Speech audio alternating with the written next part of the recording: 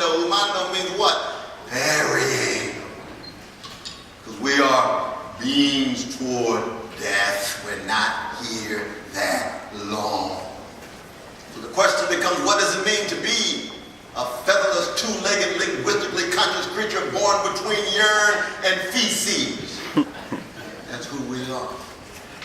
Put on my three-piece suit, act like I'm so big and bad, but if it wasn't for my mama's love push that got me out, I wouldn't be here. That's why I spend so much time with the funk masters. We all emerge in the funk. No matter who you are, in your mama's womb with all the stink and blood and funk and love. That's humbling, isn't it? I know you're young and it's early in the morning. I don't want to get too funky, but the last thing you want when you talk about black people is to be deodorized and sanitized and sterilized. You got to keep it real. You got to keep it truthful. You got to be honest. You got to keep it funky. Black folk wouldn't be here if it wasn't for the funk. To look beneath the lies, beneath the mendacity, beneath the falsity and say, oh, lo and behold, I'm committed to truth. And what is truth? The condition of truth is always to allow suffering to speak. If you want the truth about your life, you better come to terms with your suffering and not allow the suffering to have the last word. If you want the truth about America, get beneath the lies, keep track of the suffering, keep track of what's going on the reservation, the brown barrios, the black hoods, our poor white brothers and sisters in Appalachia, working people, what is going on with them? That reveals so much of the truth. What's happening in the prisons, what's happening with too many young folk of all colors, unloved, uncared for, unattended to, and therefore subject to the dominant forces of our society, which are what? Market forces of buying and selling and not attending to enough.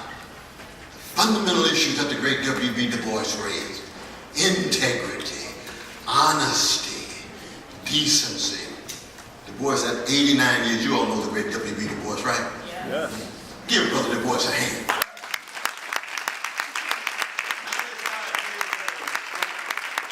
89 years old, he raises a question. I've been wrestling with these queries. He says, for all of my life, what are the queries, Brother Du Bois? How does integrity face oppression? What does honesty do in the face of deception? What does decency do in the face of insult? How does virtue meet brute force? Now, of course, he's talking about a context of what?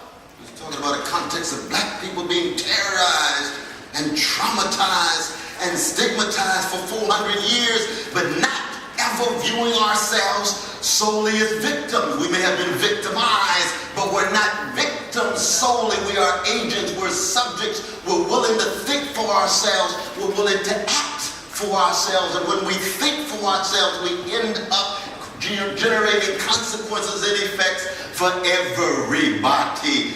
That's the interplay between R-O-O-T-E-S. How many know about Alex Haley's Roots television show? Going back to your roots, you all know what I'm talking about. Yeah. R-O-O-T-S connected to R-O-U-T-E-S. The routes that you have to take.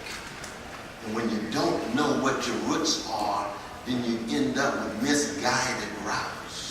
But when you're in connection with your roots, then the routes that you take allow you to be yourself, to hold on to the best of your integrity, your honesty, and your dignity. Why? Because the temptations and the deceptions are vast.